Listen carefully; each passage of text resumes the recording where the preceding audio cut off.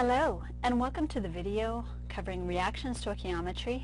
Given moles of one substance, you need to find moles of another substance. And the way that we do that when we're doing reaction stoichiometry is to use the balanced chemical equation. So let's look at our example here. How many moles of oxygen are required to burn 2 1/10 moles of propane? Alright, so this moles of oxygen, this is going to be O2, and I know that because oxygen is one of the diatomics. Then I have propane. It ends in ANE, so that lets me know that it is a hydrocarbon. Propane is one of the hydrocarbons, and they follow the general format CnH2n plus 2 for their subscripts. This prop right there, that lets me know that it's C3. So N equals 3, so it's C3H2n plus 2, that's 8.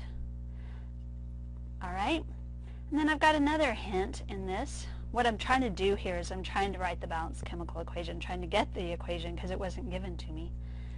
Next I look at the verb here. It says burn. Burn means combustion reaction, and a combustion reaction has to have a fuel, air, it's really the O2 in the air, and then when it runs to completion, as we will assume here, it goes to CO2 and water. So let's write this. We have our fuel, that's C3H8, the propane. It reacts with O2 in the air to make CO2 and H2O.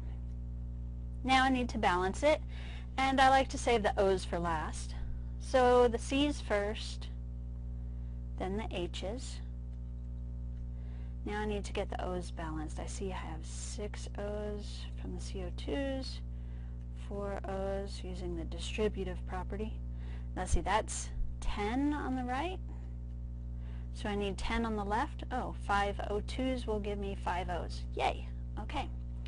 Now I have a balanced chemical equation. Whew, that's key to solving this problem. Alright, so now I use that balanced chemical equation to solve for my answer. Great! I'm going to go through 2 methods. First we'll look at method A. Method A, I am looking for moles of O2. Now this gets easier for me if I write under the equation what I'm given and what I want to find. There. So given 2.10 moles of C3H8, how many moles, not an equals, how many moles of O2? Alright, so I got to get rid of moles of C3H8. Why do I say it like that? Well, I want to divide these out. And I know I can use a mole-to-mole ratio. Notice I call it that because I have a ratio. On the top is moles and on the bottom is moles.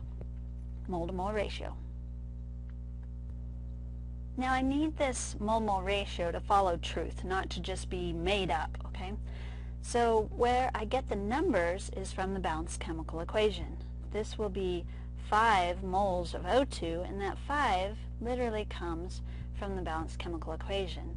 And this will be 1 mole of C3H8, and I get that, again, from, right here in front. That's an implied 1. If it were 0, I wouldn't bother writing C3H8, so I know that that's a 1 out in front.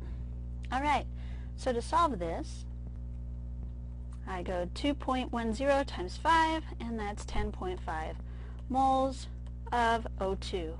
And if I were really practicing this, I would honestly write my answer in a complete sentence just to let my brain have a chance to process it all.